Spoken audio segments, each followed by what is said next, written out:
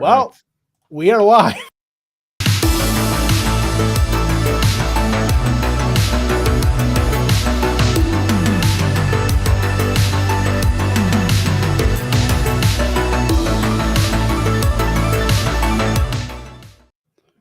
Ladies and gentlemen, it can only get better from here.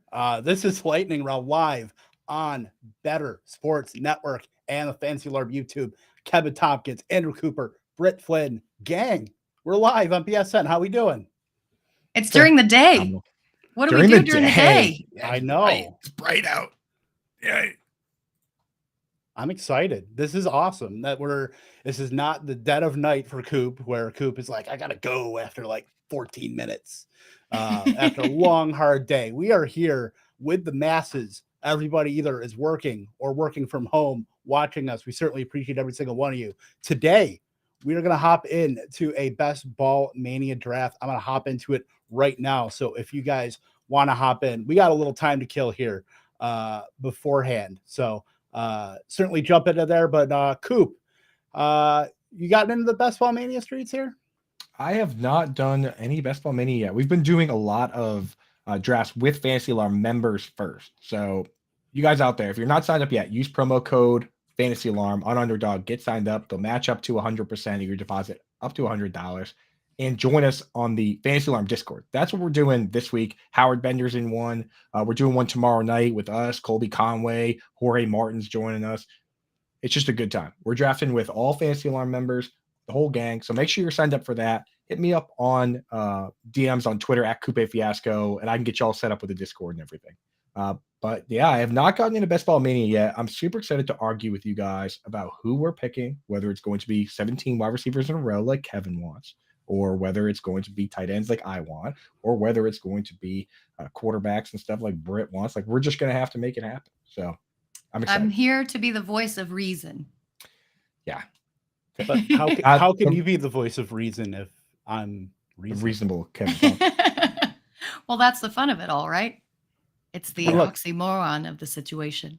And look, we didn't have to wait that long because we are at the 109. It seems like that's if there's gonna be a draft slot that I've gotten, it's literally I've gotten 108 through 110 about a billion times here. So yeah, the first round. So if you're in a tournament like this, it's you shouldn't really be beholden to ADP because you can get a different subset of players. Like if you want to take Bijan Robinson 101, knock yourself out because in a tournament like this, it's gonna get you unique with different groups of players with Bijan Robinson. If you take him at his ADP, which is at 107 right now, you and a bunch of other people are going to have the same group of Jalen Waddles and, Mark Andrews or TJ Hawkinson, like that group of guys. But you're getting a different group of people with taking Bijan Robinson at 101. So don't be beholden to ADP. That's very important, at least to start off here in the first round. Yeah, and lucky for you, this is a good spot to take a wide receiver. We'll have to see. Sometimes I see a little Austin Eckler sneaking down there, which, I mean, last year he was a super megastar. With Austin Eckler, are you guys worried at all about Joe Lombardi being gone, going to join the Broncos? He's been the guy historically that fires it at the running back a million times. Or is Austin Eckler just a guy who's going to be Austin Eckler no matter what? Where are you guys at with him? Well, I think we saw last season with Kellen Moore and Tony Pollard. I mean, he, in training camp, specifically lined him up in the slot to use him as a pass catching back. I don't really think that changes that much with him going to the Chargers. I think that his rushing volume may go down, but as long as he gets those targets, he's going to be fine. Targets all that matter. I mean, the guy's never had a 1,000-yard rushing season. I don't care. Neither has Alvin Kamara, who played with Joe Lombardi back in 2013 or so. No, he was Joe Lombardi was when Joe Lombardi, put it this way, Joe Lombardi, when he was with the Lions, even calling the plays there, the running backs combined for 152 targets. And the ghost of Joique Bell and Theo Riddick and Reggie Bush for a couple games before he got hurt. So Joe Lombardi now going to the Denver Broncos. Wonder if maybe the running back there will catch some balls, right? Samaje Perine to the moon. Samaje, yeah. Right. Might be able to sneak him in. We're up here in a couple picks. So, I mean, Travis Kelce kind of slipped a little bit. I don't know if the elite tight end naysayer and Andrew Cooper may No, have a little something to say. I'm willing to do that. I mean, at Kelsey, I don't take him at like 3 where he goes at times, but if we get him here, then we just do Travis Kelsey and one other guy. Like if we could do like Travis Kelsey and Chigakonkwo, I'm all set with that. So yeah, if you want to do that, that's perfect. yeah, He fell to us. I think it's got to be Travis Kelsey. Travis Kelsey won a lot of people leagues last year. And looking at the first round, I'm actually doing an article about the first round in best ball tournaments. The top 6 last year, you're talking Jonathan Taylor, McCaffrey, Cooper Kupp, Devontae Adams, Justin Jefferson, Jamar Chase. There was a pretty steep cliff after that top 6. This year, I don't think that cliff really begins until like the 9th pick. And I honestly think Devontae Adams is probably the first rounder I think is undeserving of being a first rounder. I don't know how you guys feel about that with the move from obviously Aaron Rodgers 2 years ago to Derek Carr last year. Now Jimmy Garoppolo, who we know is not exactly the most adept at throwing a deep ball. What do you guys think about Devontae Adams? Is that kind of the one maybe landmine of the first round you're not touching, or are you guys still in just based on the volume? What do you think, Brett? So I'm pulling up what he said today or yesterday. On the I believe the Ringer. Yeah. So he said people can't say that will never be the narrative again, blah, blah, blah, blah, blah. And he says, you can erase all the numbers. You can just write in, he didn't need Aaron Rodgers. And he says, even if I went and played like dog shit next year, they can't say it. So that to me is a little bit of a red flag. I'm like, does he want to be elite again this year? Or does he think that he can't be? Is he like kind of putting a little caveat in there in case his season is bad? So yeah, that does worry me just slightly. We're back up here. Jonathan Taylor is kind of staring us in the face here. Britt's the one fading Taylor. I'm down for. You want to go him and Mahomes? I'm down for Taylor, Waddle, Mahomes. You guys pick any of those 3. Stack it. Just stack it. Let's get Mahomes. Wow. Wow. The attack of the scroll. Really, you're not kidding. New mouse. Now we can do, because for anybody out there that doesn't do a ton of these, you basically, the numbers have shown. TJ Hernandez over at 4for4 does a lot of work, great work that makes our lives a lot easier by pulling the numbers from previous Best Ball Mania championships, kind of the different builds, right? And the high advance rates are guys that have 2 or 3 quarterbacks or tight ends. Now you can argue till you're blue in the face whether it's better to have 2, whether it's better to have 3, but the truth is, like, 1, you don't even have enough to get through bye weeks. And when you get to 4, you're mismanaging your roster space to a certain degree. There are some teams with 4 tight ends that have gotten by. Obviously, some sneak in with 4, but you want to live in that world of 2 to 3.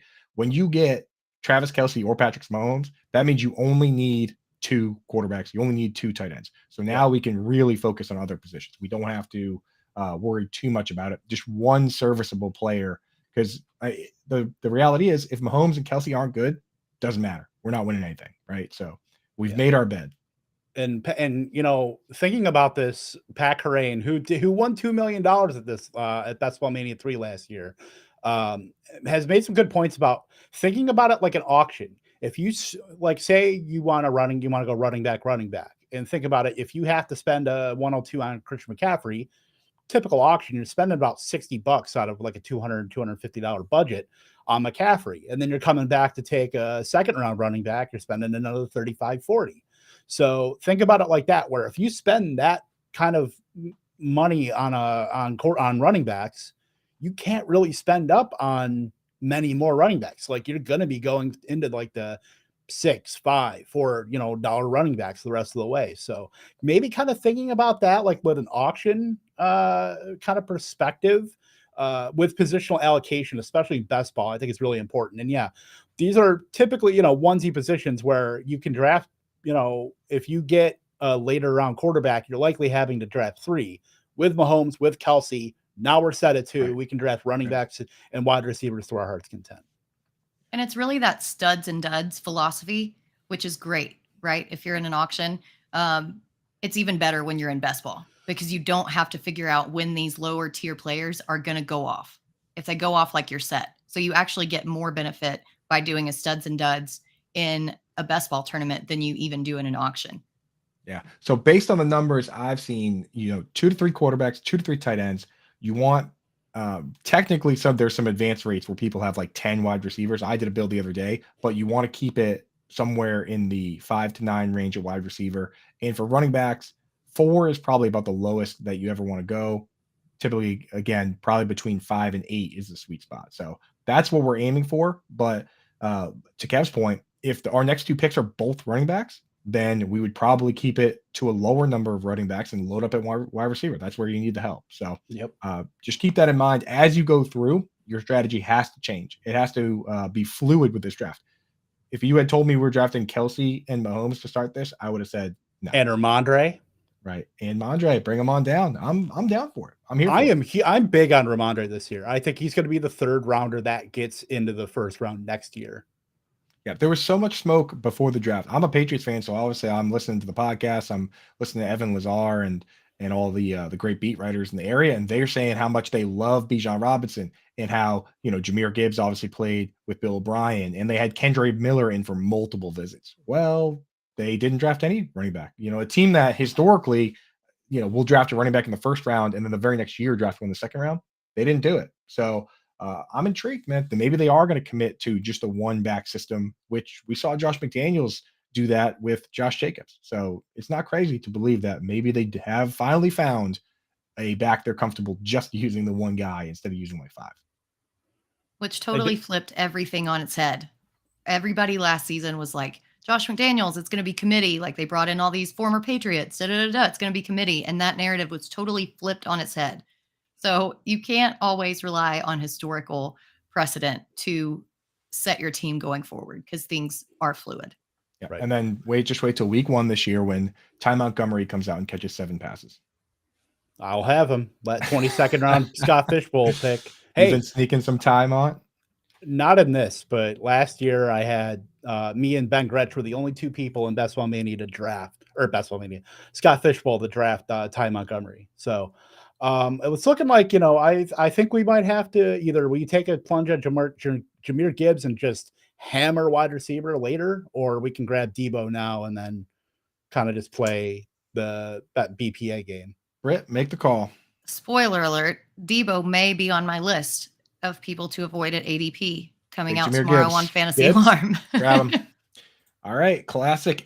This is the Oppo Kev Tompkins strategy. I know you, of course, draft so many wide receivers that you're familiar with every tier, but rare occasion here. Now so exactly like we talked about, if we go running back, now we have to hammer wide receiver big time. Yep. So this is my olive branch to both of you, by the way. Make this draft with no wide receivers. So it's like when you're in a relationship and a guy's going to say, oh, I'll do this. No problem. I'll go, weed the backyard. I'll do this. But you know what? I'll remember this for later.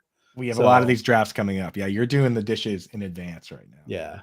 Yes, smart. Exactly. I'm changing the diapers. I'm doing everything right now.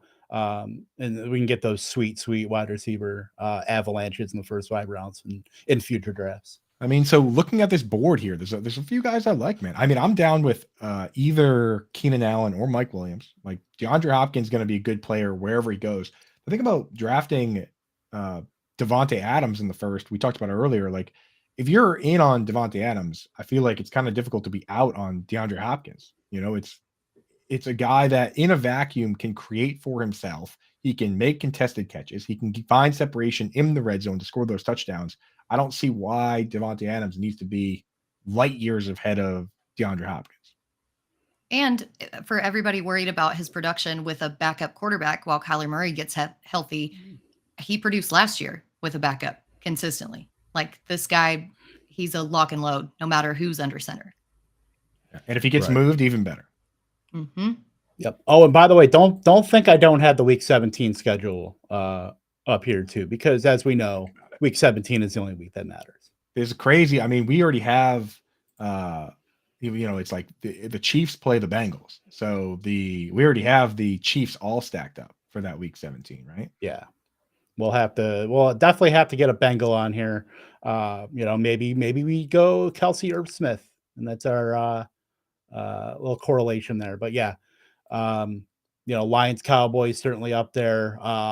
the game that might be like a 20-point over under, Falcons at Bears. That might be the running back grinder's wet dream there.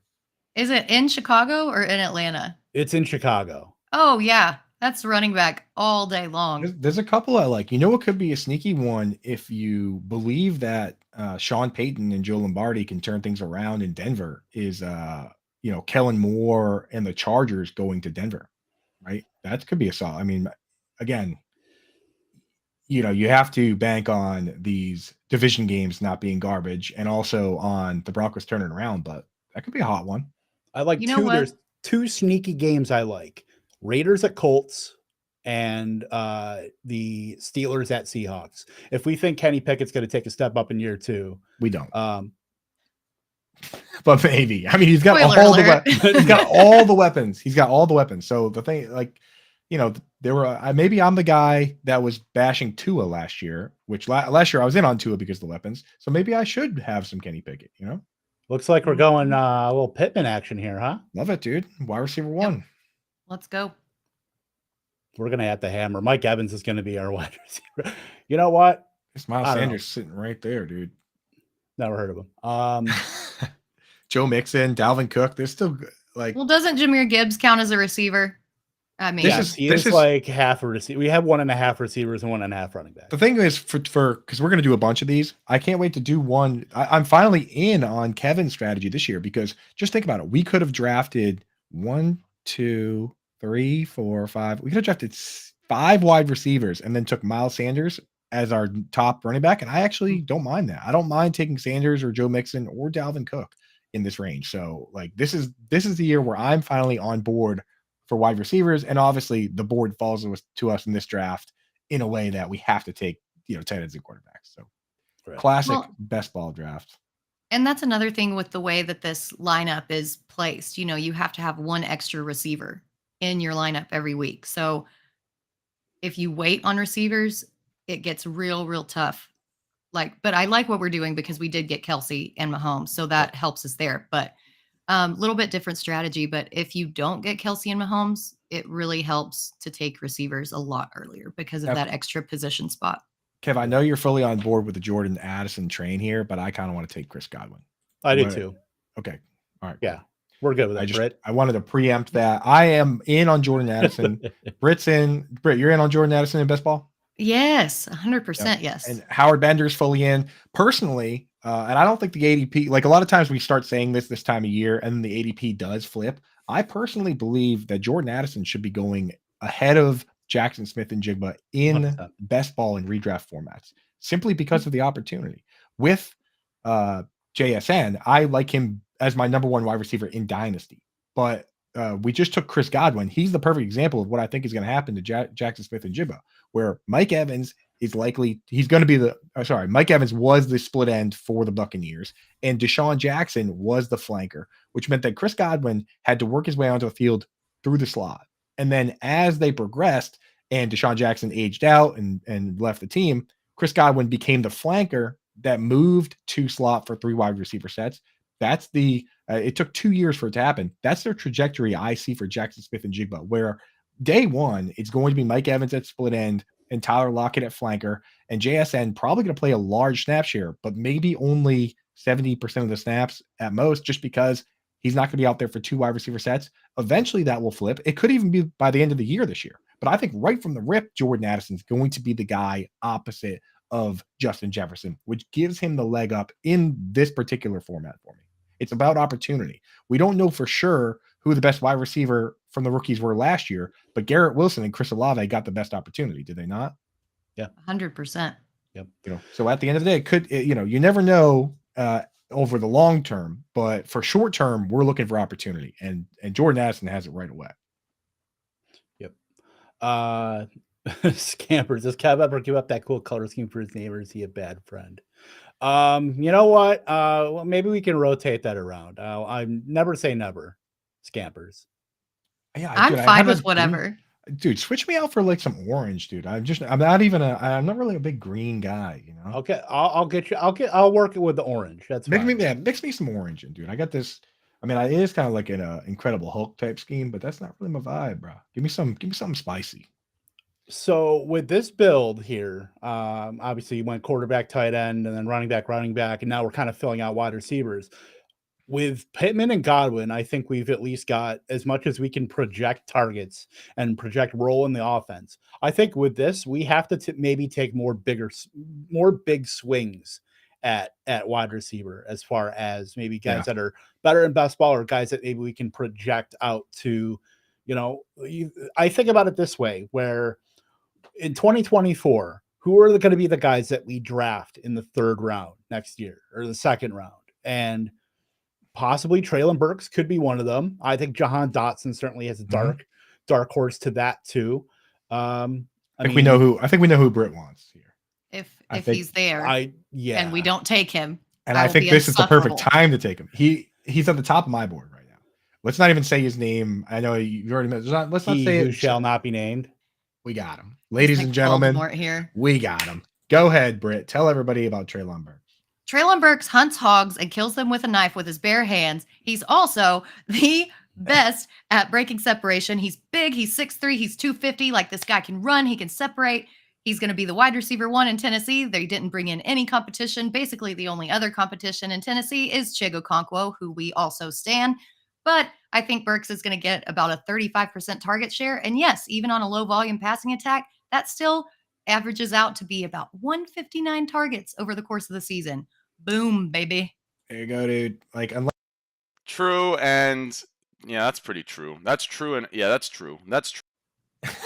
Unless you believe in Kyle Phillips, which, hey, who knows? But like, when you look at our generation's Adam Humphries, like Chris Moore is not coming out of nowhere here. Like, it's, it really is wide open for those guys. We should just finish this draft off going with Chig and Ryan Tannehill and getting that Titans stack too. Load it all up. You really want to do a Titan stack though, like with Tannehill? I mean, we have Patrick Mahomes is going to be our starter every single week. There's unique, and then there's that. I mean, dude, what if we win $3 million? What if Tannehill's the guy you need? What if Tannehill gets benched or traded? That's my concern. I don't know though. I think he's good enough to not get benched. He's a fine player. It's crazy. That's the key word. Fine. It's crazy to talk about that guy and the success he's had, given that he wasn't even a quarterback in college. He was a wide receiver, and they were just like, whatever. Made him a quarterback. He played for like a decade in the NFL. And now how can we look at that? It's crazy what fantasy football does to your mind. Like, I'll sit here and I'll be like, Corey Davis is such a bust. He's just like a 7-year veteran in the NFL, multi-millionaire with a starting job for a team in New York, and I'm just like, stinks. The targets are there. It makes your mind crazy. This game we play. 15 seconds. We're on the clock. Deontay Johnson, do it.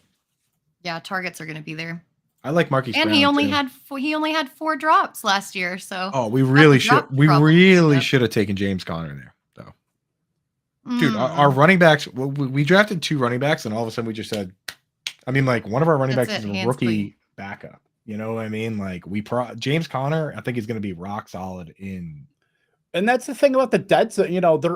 There's a dead zone, running back dead zone, sure, but the dead zone, just with running backs being pushed down as a whole, it's a lot more palatable this year to be able to pluck a couple of these guys from. We still got. I know Alvin Kamara. That whole situation's fluid. Connor's still there.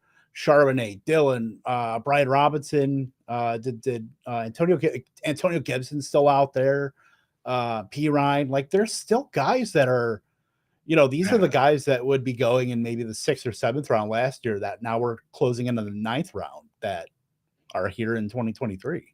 Yeah, we're going to need to sneak some pass catching backs on there. I don't mind P. Ryan. I don't mind like a Devin Singletary even later. I think they signed that guy for a reason. He was correlation with Treylon Burks for week 17. Sneak it in there, dude.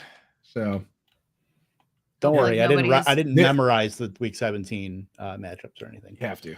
There are some names, but I don't know. I would have liked to get James Conner there. That's all. I hear you. If you want to take some big swings, Alvin. Yeah, that is big swing. Such a fluid situation. Because as soon as we get word on what's going on, his ADP is either gonna drop like a stone in the ocean, or it's going to go up 4 rounds.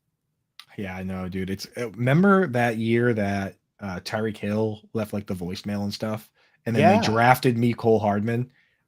What the And weeks you're getting him in the 9th they round. get him like the 9th round and just like, oh, whatever, you know. And then they were just like, oh, by the way, that was all a big nothing. Oh, and we're also going to extend him to like a 3-year, $70 million deal. I was like, what? I've never seen somebody's ADP skyrocket so quickly, because not only were they like, they were literally like, oh, that's big nothing. By the way, a massive extension full of guaranteed money. Like he went from 9th round to like the 2nd round, and he should have been in the 1st round. So there's, I know from what we know, from what we hear from the fantasy football lawyer Drew Davenport, who is a blessing to this community, that he believes there's something coming down, but every once in a while they just say, the NFL just says, eh. And depending on how long they continue it and how many motions and hearings, et cetera, like this thing could drag out over the course of the year. And the NFL's not going to do anything until those legal proceedings are completely finished. So that's another thing, that it could just take forever. We're on the clock. I think it would be very nice social media clout if we could sneak in AJ Dillon ahead of the next drafter, which is the Quad Father. Oh, yes. Yeah, let's do it. I think that's just, you know, chef's kiss, like perfect. We're making enemies. You get some lineup floor for AJ Dillon. If you look at it, that team had very few. Or before we get to that, I just want to mention, do you guys remember the star caps incident in the NFL with the Vikings? Exactly to Britt's It sounds point. familiar. It was these two, the Williams, the linemen, 2 linemen named Williams. Oh, Kevin and yes, I think they were brothers, Pat Williams and Kevin Williams, right? defensive tackles. Yes, and they were using these things called star caps, which were like, you know, when you go to the shady supplement store, they're just like, you know, on, you know, they're maybe even at the gas station, you buy them, and they were using those, and there was this whole thing where it went back and forth, and then it had to go to like the Supreme Court and everything. And just like Britt mentioned, it dragged out for so long that it happened, and then they played the second half of the year, and then they played the whole final year. And then it finally got resolved in court, and they were suspended, and then they just retired because they were already like 32. So they were able to successfully just completely dodge this entire suspension just by pushing it out. So, I mean, it's on the table. It's not outside the realm of possibility that maybe they do just push it out, and then eventually say the Saints lose 7 games, then they say, okay, you know what? We'll eat the suspension now. We're back up here. Thoughts on Tyler Boyd? Are there a correlation with the Kansas City Chiefs? No, he's just not playing full enough snaps. We got 10 seconds. So we got to figure. I think I'd rather take Elijah Moore from that group, or Juju. Why not take Juju? Yeah, I like Juju. Okay. If we're gonna take a guy that's a low ADOT type player, why don't we take Juju, who at least is going to be in the Jacoby Myers role, where he'll play split end. Sorry, he'll play flanker and he'll play slot. Like he'll be a full-time guy, or at least close to it. Whereas Tyler Boyd, back in the years when he was like 2018, 2019, getting 148 targets, he was the guy that was playing every snap. And then once they brought in T. Higgins and Jamar Chase, he was on a limited snap share. That's why in Dynasty, honestly, I worry about guys like Amon-Ra St. Brown. When that team's built, are we going to look back and say he was just fancy Tyler Boyd? You know, so that's what I've been concerned about, at least for the time being. With Jameson Williams suspended and what they have going on, he's going to be a full-time guy. But at the end of the day, he'll probably settle in as a slot guy. That's my opinion. Some people look at him and say, hey, he's a super mega star, so he'll play every single snap. It could also go that way, but that's my take. We need more sexy young players, by the way. I just want to say that. Yeah, of course. The noted ageist. Yeah, I mean, we're starting to get up into like we're gonna have to go to the Sizzler after this. Yeah, throw a star, the early bird special. Throw a star. Dinner. Throw a star on Kendre Miller, right? Why can't I'm gonna throw one on Antonio Gibson too? Just one. In what way is he a sexy young player? Go to the wide receivers. Oh, look at tight end quick. Actually, we got to get one more tight end before the world ends. Chig. Boom. We got one guy there with a 0 at tight end, so I think we have the dodge. Possibly one, but this could be We'll pull the whole board up. Let's see where Chig is on the entire board. Because sometimes go back to not that. Go back to the full. Yeah, he's a little bit down there. We might be all right. Well, do we want to grab a running back or do we want to grab our second tight end? Let's grab Chig. Let's make Coop happy. I got Traylon Burks. Maybe, Coop needs Chig. and maybe we should pull. Let's pull the board up just to get a little peek for everybody at what's going on with all the teams here. Yeah, you guys got After your this stuff. pick. I got rocks. I'm the kid and Charlie. We'll take a Brown. running back here, dude. I'll let Chick ride No. one more round. No, we ain't getting. No, he's not coming back. I guarantee you, if we don't draft him here, he's gone. Yep. All right, get him. Beautiful. And now we don't have to draft another tight end. Look at that. Ever. Just as we predicted Even if there's a fire. 10 rounds ago. Exactly. So let's we'll recap our team here. Travis Kelce, Patrick Mahomes, Ramondre Stevenson, Jahmyr Gibbs. My heart died a little bit inside after the 4th round without that splash of orange on the screen in front of Kate Tompkins II. But I digress and we move forward. Michael Pittman, Chris Godwin, Traylon Burks, Deontay Johnson, AJ Dillon, Juju Smith-Schuster, and Chig Okonkwo. I'm not going to try to pronounce his actual name. Love it. I'm very surprised. Me do that. If you pull the board back up, just look at the overall teams. The current trend, this bucks the current trend where there's only one team that started just at the very top. One team that started with 4 wide receivers in a row, or even 3 wide receivers in a row. Like I've been seeing so many teams just blast wide receivers that this is kind of strange to see. I've been used to seeing more orange up there, to be honest. Yeah, there's been a lot of value late. No, go ahead, Kevin. No, you go ahead. You're started. I was just going to say there's been a lot of value late. And I noticed that when you pulled up the board when we were like in the 5th or 6th, I'm like, typically the ones that I've done, there have not been this many receivers left in this section of the draft. And so, yeah, Coop's absolutely right. It's kind of weird. A little bit. It's all right for us. And I will say too that, if you're going to draft ideological and draft a bunch of wide receivers, now really is not the time to do it. There's still that's a lot of stuff that's unsettled with backfields, because if you're going to have to go into the weeds, so to speak, to draft your back end running backs, like nothing's solidified right now. And yes, this is when you can get an edge, but the most efficient time to be able to go 0 RB or draft a bunch of wide receivers. Kendre Miller sniped right before us. I'm fine with Roshan Johnson I'm down with Roshan, but and there's no one else really, so we kind of got to take him. But the problem that the difference maker for those 2 players for me is that we look around at the mobile quarterbacks and what happens with the running backs on those teams. The mobile quarterbacks throw to the running back less often. The bottom 3 teams in targets to the running back last year were the Baltimore Ravens, the Philadelphia Eagles, and the Chicago Bears. One of those 3 teams haven't gone, right? Mm-hmm. And they also vulture the touchdowns. We've seen Lamar Jackson. Jalen Hurts was 2nd in the league in carries inside the 5-yard line of any team. So if I'm sitting there and I'm looking at Derek Carr as the quarterback and Justin Fields as the quarterback, and any sort of half PPR, full PPR format, I want the running back playing for the guy that's going to actually throw it. That's why I wanted Kendre Miller so bad there. But again, who knows which of these guys is going to get the actual playing time or not, right? Yep. True story.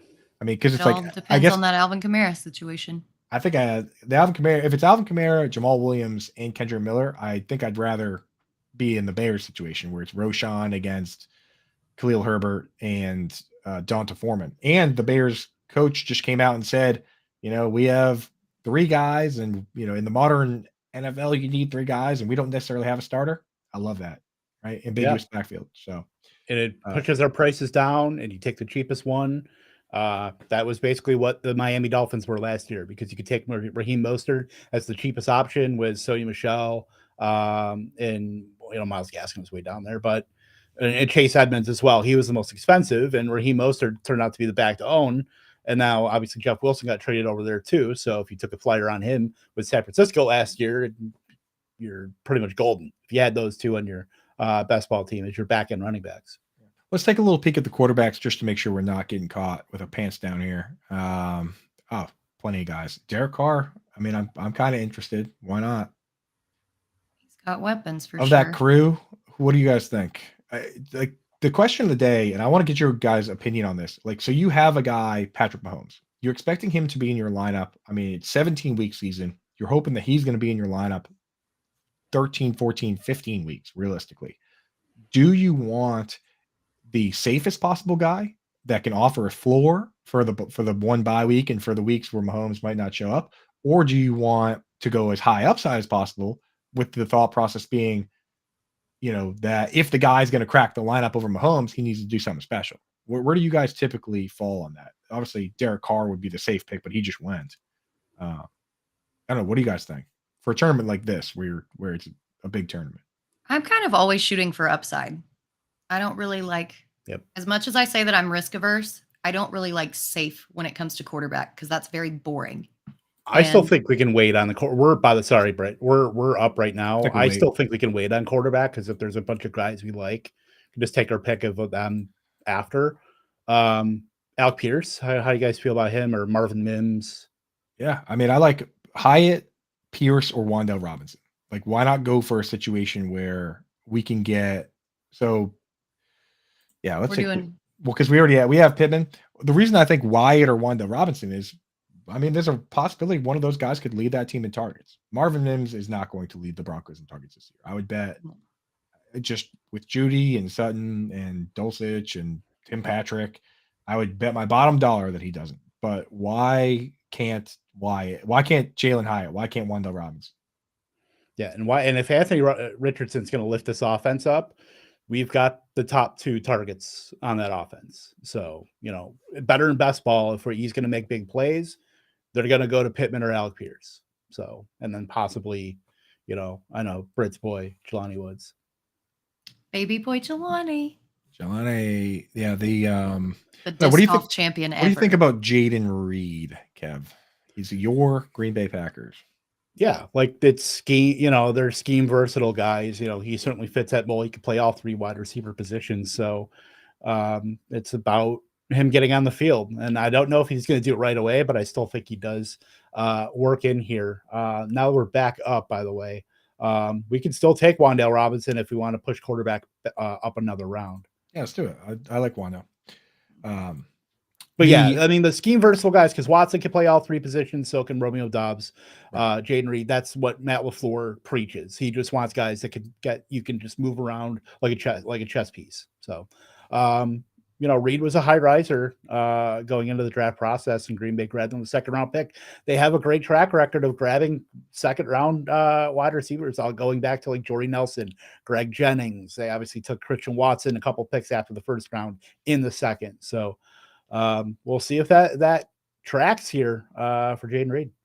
Yeah, and I will say our good buddy, friend of the show, Austin, over at Campus to Canton, those guys do those crazy Devy leagues where you actually get points for the guys in college. He's been on Jaden Reed going way back since he was like coming out of high school, and he's been following this guy the whole way. Loved his profile. Basically said that at Michigan State, it's just not an offense that's conducive to putting up big numbers, but he even scored like 10 touchdowns one year with them. And when he saw the draft capital for a guy that he's liked this whole time, he couldn't have been more pumped. So if he's excited, guys like that have been following these guys for a long time, if they're excited by it, then I'm excited by it.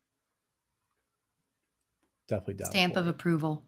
Yeah, that for me, like, especially because just like in the NFL, if you land in the wrong spot in college, like take Jelani Woods, for instance, he landed with Oklahoma State. They don't use the tight end. He transferred out to Virginia, where he, had to learn the scheme and get integrated in 1 year. And in that 1 year, he had his best season, and then he got drafted. Like, sometimes that happens. So you got to keep your eye out for those type of situations where maybe these guys aren't in the best position to succeed. Stephon Diggs at Maryland, but when they get to the NFL, obviously the situation changes. Right. So can you pick it? Yeah, I gotta like it. I didn't want to say anything, but that was the guy I had targeted there. So after the slander earlier, it's funny thing about these drafts, though. It's like, I didn't like it 30 minutes ago, but conditions have changed. We also have Deontay Johnson, gives us a nice little correlation there. Not that, for those at home that, again, don't do these a ton, we talked about earlier about the composition of your team, 2 to 3 quarterbacks, 2 to 3 tight ends. Another thing you want to do is stacking, there's correlation. It's been proved that it works. And what we mean by that is pairing your quarterback with your wide receiver, things like that. But you don't want to reach too far. That's the thing. If you reach 4 to complete that stack, it negates any benefit. Use it more as a tiebreaker. So if you're sitting there between 2 quarterbacks and you really don't have them ranked that far apart and you already have one of the wide receivers, then you stack it up, right? I'm muted, but Coop, did you say that things have changed? Things have changed. Information, man. New shit has come to light. New shit has come to light. We have Deontay Johnson. Now I'm all of a sudden on board with Kenny Pickett. It's also round like 1 million. So Yeah, what round is it? My screen is so tiny We're in the that honestly 16th. I We're can't in the even see. 16th. we're getting pretty deep. Yeah. This draft is flying. There's a lot of sharp gamers in this one. So I like Kinda Everybody extend it knows out what a they little want. bit. yeah. No, How's you're that? fine. I think it's That more my better? display. I'm just an old lady. I need my glasses. We got to talk about these guys. Leonard mean, Fournette. We're up and there's a running back here that I'm just enamored with and will probably be on like half of my teams this year. Is it It's Zach Evans? No, it's Jeff Wilson. Yeah. Ah, He's- okay. He's set to be because Raheem Mostert, he obviously has the speed. He can break off big touchdowns. He also gets hurt fairly often. But what he's not going to be is if there's a pass interference in the end zone, they're not going to send down Raheem That Mostert. A-chain. Right. They're not going to send down A-chain. They're not going to send down Raheem Mostert. It's going to be Jeff. They're not going to have Tua with all his issues with the concussions and stuff. They're not going to have him do it. So just think about that. If somebody grabs a hold of Tyreek Hill and drags him down, and the coach gets to pick anybody he wants to go down and score a 1-yard touchdown, it's going to be Jeff Wilson. And anytime that happens at best ball, he's in your lineup. So I love that pick. I like taking any of those guys. Anytime it's a muddied backfield, just give me whoever's cheapest. Yeah, I'm gonna like Jeff Wilson, Mostert, I'm gonna have so much of all 3 of those guys. Like it's just perfect. It's the perfect ambiguous backfield, and they're all I think they're appropriately priced. You're baking in A-chain's upside. And then Wilson and Mostert are just like forgotten about, and it's great. Right. And now I got to ask you guys here with the guys that are unsigned. One of them just went, Kareem Hunt. Leonard Fournette still floating around. Are you willing to take stabs on those guys? In the past, it's obviously burned people where you think Le'Veon Bell is going to get signed. You think these Will guys, Fuller. LaShawn McCoy. There's a lot of guys where they're, Will Fuller, man, that was crazy. But yeah, a lot of these guys, it comes back to burn you. But then on the flip side, sometimes these guys just hang around and sign. LeGarrette Blount, a couple times there, basically was like cut by the Eagles, floating around, scores 18 touchdowns for the Patriots. So sometimes these guys do catch on, sometimes they don't. Are you ever drafting Fournette or Kareem Hunt? Britt? I would draft Zeke before I would draft either of those two. I think that Zeke has a much better pathway. But we've seen in the past, Donta Foreman popping up again out of nowhere, like mid-season. There are always these floaters, like in free agency on practice squads. But I think with Fournette's issues and, Hunt's as well, I think it's hard to sign them for as much money as they're wanting. So I'm steering clear of them. Yeah, I think it's going to take a training camp injury or something like that to be able to put these guys, on a roster. And I don't want to have to deal with the what if. If there's anything I don't want a dead roster spot. And especially in a slim build like we have going on right now. Right. I want to be able to have all 18 of my players playing. Obviously injuries are going to happen, but I want to be able to, things I can control, drafting guys that aren't on teams that the market is clearly soured on them. So that's kind of where I draw the line a little bit. If they fall and they fall, that's a different. There is never, if these guys are going to fall the 18th round, I'm going to draft them. Like it's not like I won't just. Can we take Tyquan Thornton here? Let's go with speed, raw speed. Hundo. He's we're up in one more pick. So yeah, my thoughts on Kareem Hunt is this. At this time of year, I look at it and I say, okay, with his ADP, people are drafting him in the back of their mind saying he's going to go be a pass catching back somewhere, right? So they're already doing that. When he does sign on to be pass catching back and part of some muddied backfield, I don't think his ADP is going to go that much higher. So I don't think you're going to get that much of an advantage, like say drafting him now that he does sign. And, that's the whole idea is you draft him and then later in August, when people are still doing this competition, his ADP is going to be a lot higher. I don't think that's going to happen. It could happen with a guy like Kamara or somebody facing a suspension or something like that. But with Kareem Hunt, how high is his ADP going to go? Like, where would he even sign that his ADP would skyrocket? I can't even imagine the spot. Like It's Cincinnati, unless maybe barring but, injury. I mean, yeah, it's going to take a Mixon suspension, or it's going to take, the Saints needing another body in that backfield if Kamara is suspended.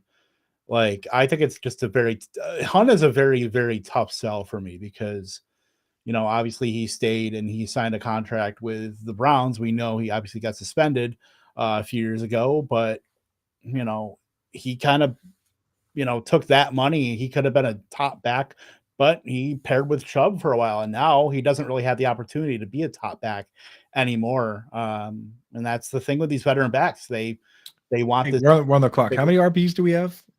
5. We have 5.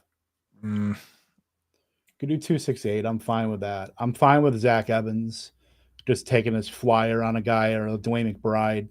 yeah. Well, I like to take Zach Evans because Yeah, I like Zach I like Evans. him. Dwayne McBride like- caught 5 passes in his entire college career. right. And we He's still don't know basically what's our going on with Cook. generation's. Yeah, he's our generation's Alfred Morris. So Jordan Howard, right? pretty much. Yeah. And the Rams backfield's ambiguous too. I mean, Cam Akers, sure, but is it going to be him or Kyler? Keep in mind, Zach Evans was like the top rated prospect, I think, in like 2018 or 19 coming out of high school. So like we know he's clearly talented, played at LSU, and for whatever reason, obviously got drafted with low draft capital, but lands on a Rams team where he could potentially make some noise. And I look at with the just getting back to those like running backs like Kareem Hunt and those guys, what's probably going to happen with him now, the more I think about it, is you have these teams every year that clearly aren't going to win anything. They're doing like a bridge year. They're kind of tanking, right? The Texans in recent years, basically they just hang around, and right before the season, they look around and say, okay, who's still sitting there? We can fill out our depth chart with a bunch of guys just to help us get by. And that's how they sign the Rex Burkheads and the Phillip Lindsays and those guys, right?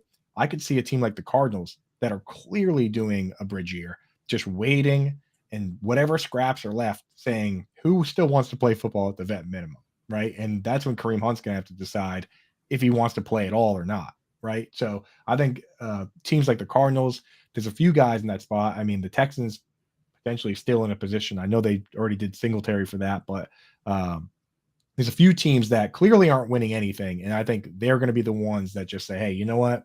Come on over. You can play for us, get us through the year, right? And you can make some money, and then maybe even prove you deserve another contract somewhere else. So I could see a Kareem Hunt going to like the Cardinals, in which case I wouldn't be interested whatsoever. Right. No. Yeah, we still got a little bit of time here, so we can go through some of these rosters here and just kind of maybe give our viewpoints here. And let's just go through ours here, just kind of an overview at the end here. We did go with two tight ends, 2 quarterbacks, Travis Kelce and Patrick Mahomes, obviously the star pairing there with Ramondre Stevenson, Jahmyr Gibbs. No wide receiver until the 5th round. Like I still like how they're shaped up. I think maybe that Jahmyr Gibbs pick could have been a Deebo Samuel or even a DeAndre Hopkins there. Absolutely, because I look at it and looking back at it, we like Jahmyr Gibbs, but if that was a wide receiver there, I would have felt fine taking Miles Sanders or Dalvin Cook or Joe Mixon and just saying, there's even like Dameon Pierce, even Damian, yeah, and he just saying let it the chips fall yeah, where they may. You have to play the 2v2 game with, would you rather have Jahmyr Gibbs and Chris Godwin, or one of those wide receivers and Dameon Pierce, Mixon, Cook? Now on the flip side, you're hoping that Jahmyr Gibbs is a rookie Alvin Kamara, where like it didn't matter. Mark Ingram had 1,500 yards from scrimmage and 12 touchdowns. Kamara's rookie year, Mark Ingram was wide receiver. He was running back like 8, right? Like he had a monster season, but Kamara was so good that he had 1,500 yards and 13 touchdowns. So he was running back 3, right? Yeah. So you're hoping that David Montgomery could be a Mark Ingram, but Jahmyr Gibbs is just so good, and that's why they took him in the first round, that you're Right. just getting this monster. So I did like Gibbs at the time, but in hindsight, seeing what was available later, I'm on board. I would have probably taken Debo there, but it's easy in hindsight, this game. But Gibbs is part wide receiver, though, so it counts half and half. He could be. I mean, he could very well be worth it. He might not. It's just a matter of like what's available when, right? Like we could have, instead of taking that loser Treylon Burks, we could have taken. I'm kidding. I love Treylon Burks. I actually do love our team. So yeah, It's nice. it's solid. That dude could be a $3 million team. Just saying. Yeah. There's a lot of value that we got in that wide receiver run, like a lot of value there. Yeah, Michael Pittman, Chris Godwin. I mean, no, they're proven producers. Treylon Burks, I think, obviously is the clubhouse leader to lead that team in targets. But if he doesn't, we still got Chigakonkwo. So we got our bases covered on that extremely, extremely fruitful Tennessee Titans passing game. So at least, we got that to hang our hats on here. But Deontay Johnson also, I think he's a little bit undervalued. I mean, 8th round, I understand, last season, the whole it's with wild. What happened with Kenny Pickett's rookie season. But, and then people are, look where George Pickens is going. George Pickens is going at 6'11". So he's going a round and a half ahead. Makes no sense. If Deontay Johnson just scored like 2 or 3 touchdowns by accident, he would still be going. He'd be a 5th rounder. 4 or 5. Yeah. And now looking at this, like when you have Chris Godwin and you have Deontay Johnson, who are kind of target hog type players, they give you a good floor. That's part of why I didn't really want to draft Tyler Boyd. Like if we had a bunch of high risk guys already, and we just wanted somebody that was going to offer a little bit of a floor just to make sure our lineup isn't disgusting on certain weeks, then maybe you drafted Tyler Boyd. But we had enough safety, I think, at that point. My argument for that was not even a player take related. It was really week 17 correlation that how many people are going to have Jamar Chase and T Higgins that go in the, in the week 17 in the best ball, but how many are going to have Tyler Boyd with Mahomes and Kelsey? Like I feel like that would be more of a unique play, and not even having those two guys. But if we have other guys, then we can, and Higgins and Chase put up duds, then we're looking pretty good. I mean, I understand week 17 is a long way. You got to play, you got to get there first, but being able to set your team up previous to that, it's the whole thing. Draft like you're right. Our bets are that Patrick Mahomes and Travis Kelce are superstars. They are great. Michael Pittman and Alec Pierce sort of lifted up by Anthony Richardson. Anthony Richardson is the new quarterback hotness in 2023. Chris Godwin, will take the shorter targets from Baker Mayfield. And Baker Mayfield quarterback hotness. Yeah. AJ Dillon scores 15 touchdowns. Why would we take Tyler Boyd in a shootout with the Chiefs if we could have Juju Smith-Schuster going to the Ralph Wilson Stadium in Buffalo to play on New Year's Eve? When we've got Ramondre Stevenson, who's going to gobble up touchdowns. And that's Ramondre Stevenson season, baby. Let's go. So everybody out there, just want to get this out there. We're doing these drafts, not this one. This is Best Ball Mania. This is a big tournament. You got to do ridiculous things. But we're doing these with the Fantasy Alarm members over in the Fantasy Alarm Discord. So right now, we have a few promos going. My favorite one, promo code COOP. COOP gets you 50% off the next 6 months, half off. This is for people that are drafting in May. These promo codes usually aren't around. It'll be like 20% off when we get to August and all the casuals come trickling in. Right now, 50% off. So promo code COOP, that's at fantasyalarm.com. And then for Underdog, use promo code FANTASYALARM. They'll match up to $100, 100% of your deposit. Do those two things. Meet me over in the Discord. You can draft with us. We got a draft going right now with the legendary Howard Bender. We're doing another live draft with only Fantasy Alarm members and a couple special guests like Colby Conway, Jorge Martin. It's going to be a blast. So make sure you're all signed up with those so you can draft with us because we're getting started right now. Yep. And if you can't do Underdog, we'll be doing other best ball platforms as well. We're doing best ball 10s with the Scott Frankels of the world that live in Vegas. Jerry who lives in Hawaii. No fantasy alarm member will be left behind. We'll wherever you are, Siberia, we'll do smoke signals, whatever we have to do to get you in on a best ball draft with us. We'll get it done. All right. Carrier pigeons, whatever has to be done. Imagine drafting wide receiver to be a carrier pigeon. I'd do that. Mike Tyson could do it. He's like big into training pigeons. Have you ever heard of that? I Is have that for never heard real? of that. He's a huge dude. He's into like racing pigeons, like legit, like he's deep in the pigeon game. As deep as People anyone. race pigeons? Oh yeah, dude. Very serious. Dude, those pigeons go for a lot of money, bro. Like there's some like the secretary. If you have like the Secretariat of Pigeons, that's a expensive bird. I'm telling you right now, dude. Google it Oh up. my God. Huh. The Secretariat of Pigeons. That's right, dude. And Like I needed another rabbit hole to go down. yeah, today's the day, dude. And if you have the Secretariat of Pigeons and you want to draft best ball with us via birds, hit me up. All right. Yeah. Well, can we do a best ball pigeon draft, coming up? Yeah, our producer in the chat saying he had a cartoon where he was a detective with a talking pigeon. So he knows what I'm talking about. Wow. Yep. Rabbit hole opened. It's open. Never be Awesome. close. So what are we going to do with the $3 million when we win this, guys? You know what we're doing. Racing pigeons. Now we are. I think that's a perfect caveat. A stable. If we could do it with $3 million, dude, I'm definitely getting myself a high-end carrier pigeon, homing pigeon. Yeah, the best pigeon money can buy. Yeah. Do you think that? I wonder what the distance is. I wonder if I could send you guys like notes from Boston to the Dakotas. Do you think that's possible? We should try it. I mean, there's only one way to find out, right? Only one way. We got to win this tournament. Yeah. All right, take us out, Kev. You're leaving it to me, huh? Well, Yep. All right, fine. Well, of course, this is our maiden voyage on Better Sports. So certainly thank you to everybody there and Fantasy Alarm as well. We will be here at 1:00 Eastern every single Tuesday. So I'm excited. We're all excited. For Andrew Cooper, for Britt Flinn, I am Kevin Tompkins, and I will lead us out by saying toodles.